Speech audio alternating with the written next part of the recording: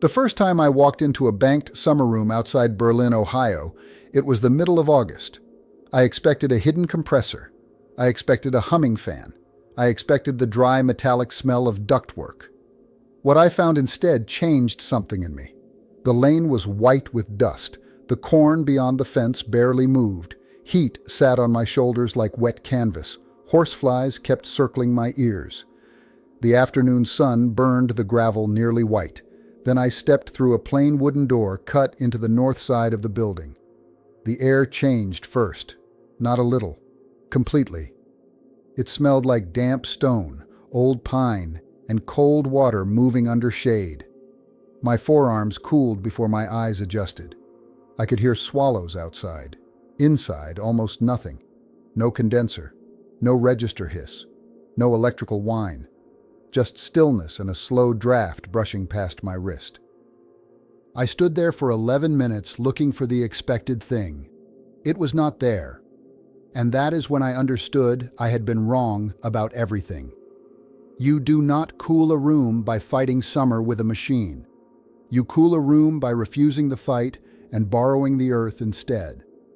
That room was holding in the high 50s while the afternoon outside was pressing past 90. No grid draw, no refrigerant, no thermostat clicking on and off. Just earth, shade, moisture, mass, and a path for air that somebody had the good sense not to overcomplicate. I asked where the cold was coming from. Eli smiled, pointed with 2 fingers toward the slope behind the building, and told me to quit staring at the walls. Then he walked me outside, around the banked side, and showed me the simple line of the ground. He did not describe a miracle. He described a habit. Air goes where pressure sends it. Heat goes where mass can swallow it. The soil stays honest. That sentence stayed with me longer than the room did. The soil stays honest. Not fashionable. Not branded. Honest. I kept touching the wall with my palm, then stepping back outside, then returning again. I wanted the trick to reveal itself. It never did. The room stayed the room. The field stayed the field. Heat outside, coolth inside. No switch, no secret motor, no hidden line set buried under decorative trim. I came back in October, then again the next July. Then again after a week of hard humidity. Every time I found the same thing. Buildings that did not try to manufacture comfort from scratch. Buildings that started with what the land was already offering and only then asked for more. I had spent years being told that real cooling begins with a compressor and ends with a bill. I had accepted that story because most of us do. Then I stood in a room that ignored it. The walls were plain. The floor was simple. The method was older than the county road I drove in on. Yet the result felt more advanced than anything hanging from a suburban soffit. I remember crouching beside the threshold and feeling the temperature line sit right on my shins. Above it, summer. Below it, relief. I looked up at the rafters for duct boots. Nothing. I checked the outer wall for a hidden mini-split head.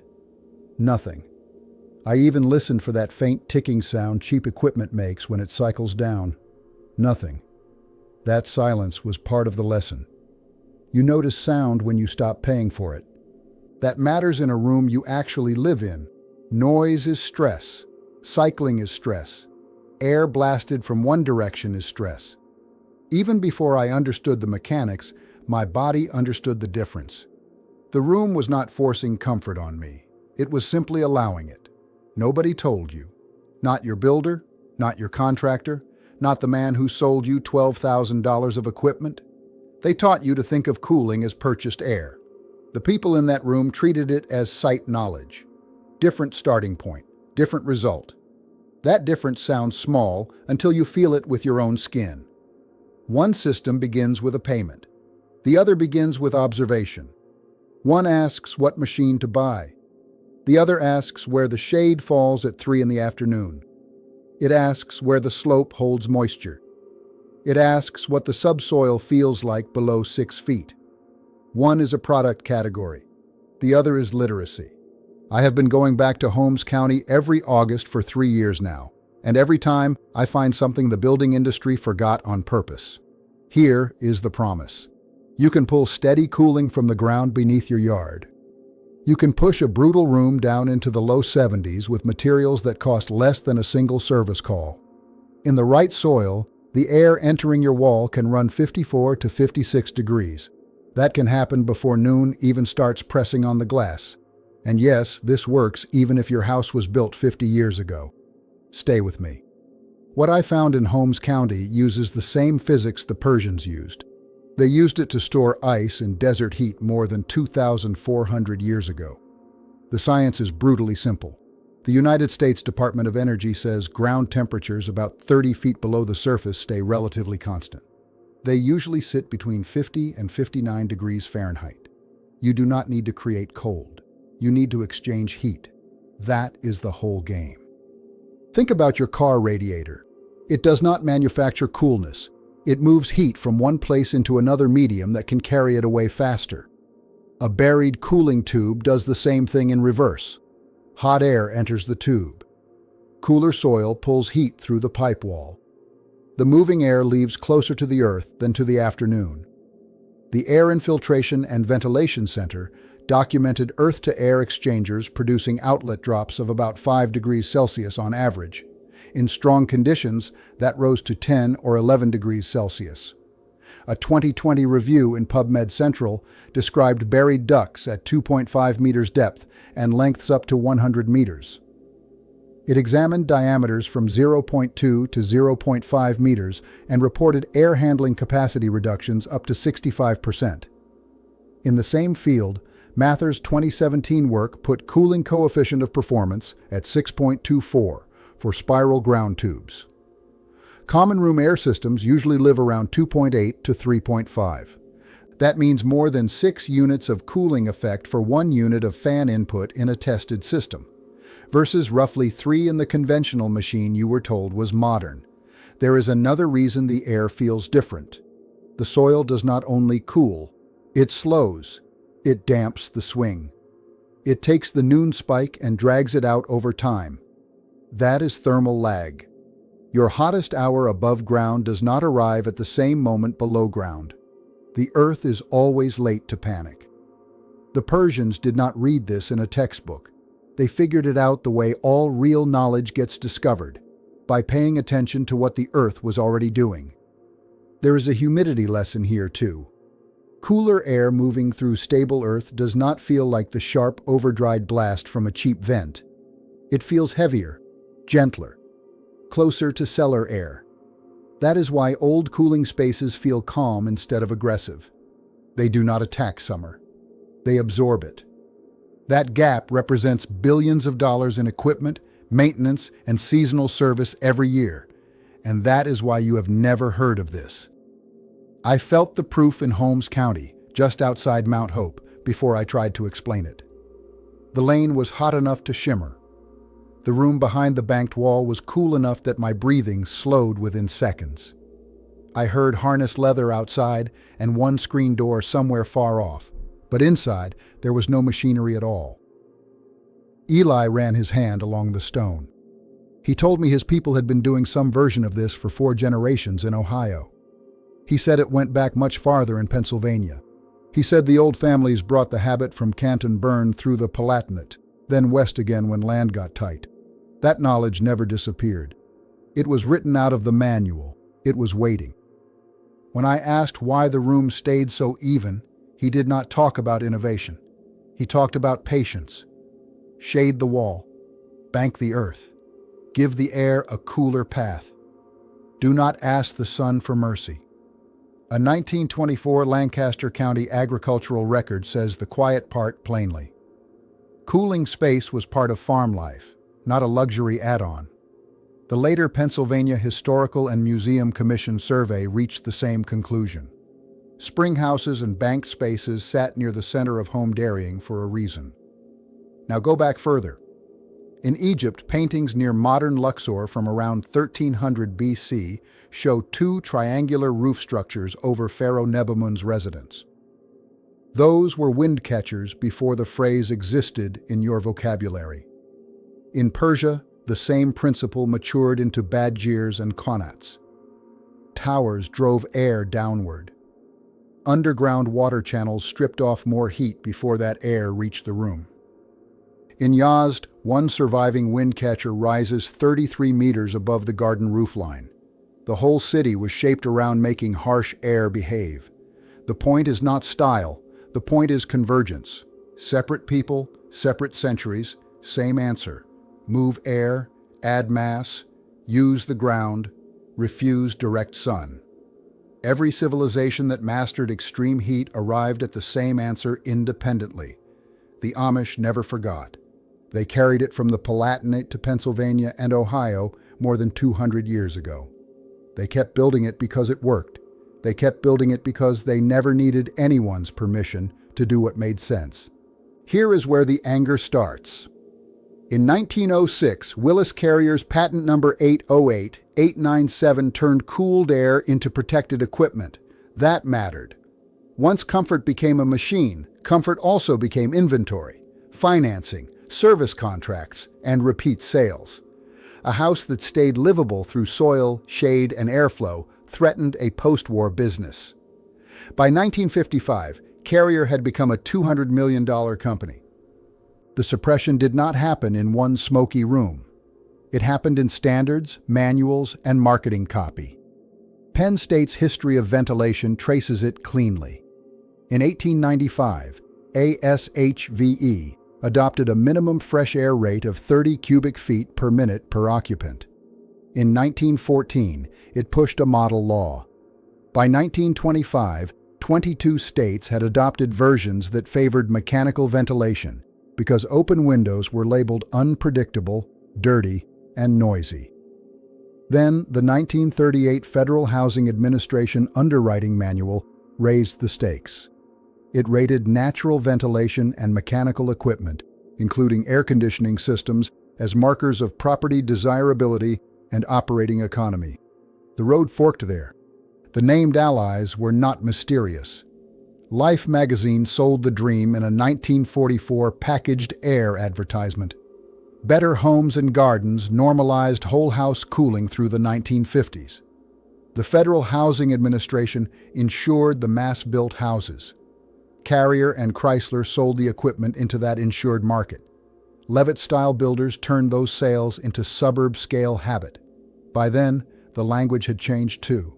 Cooling was no longer framed as a response to climate. It was framed as relief you purchased. That wording matters. Once comfort becomes a monthly service category, anything durable and low maintenance starts looking like a threat. An entire field of knowledge disappeared from architecture schools, building codes, and engineering curricula. Not because it failed, because it was not profitable. The modern version looks cleaner, but it is the same story.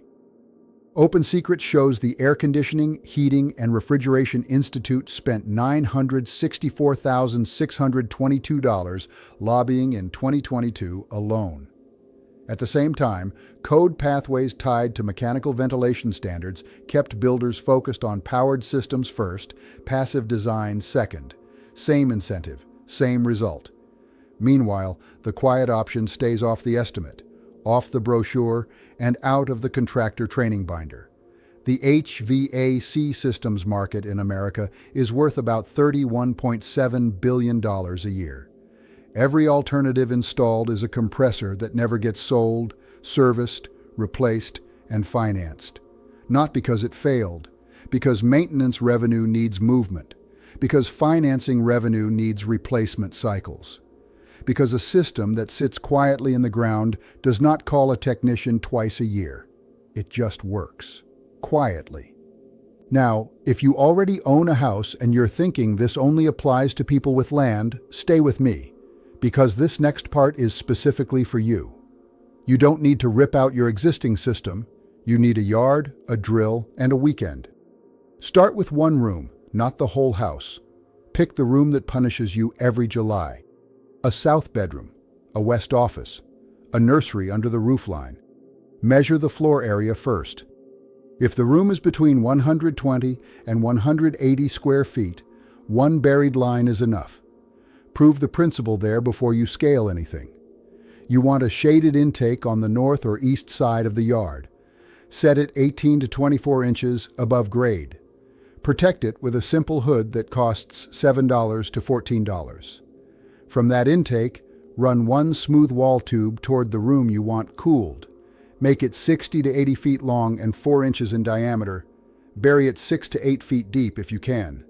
In tight yards, 5 feet still works, but the deeper run stays steadier in August. Use smooth wall HDPE or Schedule 40 PVC. Bed the line in 3 inches of washed gravel. Wrap the trench shoulder with geotextile fabric. Keep the run on a 1% slope toward a small condensate drain pit. Put 1/8 inch stainless insect screen at the intake and add a MERV8 filter box before the pipe enters the wall. If you want the room to pull harder without electricity, add a black solar chimney at the outlet. Make it 8 inches wide and 8 to 10 feet tall on the sunny exterior wall. Smooth wall pipe is not optional. Corrugated drain tile causes condensate pockets, dust buildup, and mold. Drill the wall sleeve 5 inches above the finished floor so the cool air enters low, where your body actually feels it. Seal the sleeve with exterior silicone and keep at least 12 inches of clearance from any plumbing or gas line crossing. On a 95-degree day, a correctly buried line like this can deliver intake air in the 64 to 68 degree range. Shade the glass, and it can hold a closed 150 square foot room in the low 70s. The first build takes one Saturday morning with a rented trencher if your soil is kind. Hit roots, and it becomes a full weekend. Total material cost runs about $186 to $412, depending on pipe choice and trench length. Maintenance means rinsing the filter once a season and flushing the line every 3 years. If you want a cleaner finish inside, box the outlet with a simple wood grill. Keep blackout curtains on the west glass. That is not decoration, that is load control. The tube gives you coolth. The curtains keep you from throwing it away. Your conventional mini split costs $3,800 to $8,400 to install. Heavy summer use adds $47 to $96 per month. It lasts 12 to 15 years before it ends up in a landfill. This costs $186 to $412 total. It lasts 25 to 40 years. Your choice. Everything I've covered across this channel, root cellar storage, lime-washed summer walls, gravity-fed water, I've put it all in one place. Step by step, season by season, room by room, in the order the families actually use it. Link is in the description. But stay here, because what Eli built is the part nobody is talking about yet. If you're the kind of person who believes that real knowledge has been quietly pushed aside, you already know what to do. If you can see the profit motive behind it, you already felt it in this story. Hit subscribe. Not for me. For what comes next. Because this is not a channel. This is a quiet movement of people who have decided they're done being sold what they already own. I want to hear from you. Drop your state, your hottest upstairs room, and your worst summer power bill in the comments. I read every single one. And your answers decide what we cover next. Next week, I'm going to show you what a 1946 Penn State document proves about summer milk houses and cold water walls. The technique uses nothing but stone, shade cloth, and falling water. And the report from that year proves agricultural engineers knew about it decades before telling you. You're not going to want to miss that one.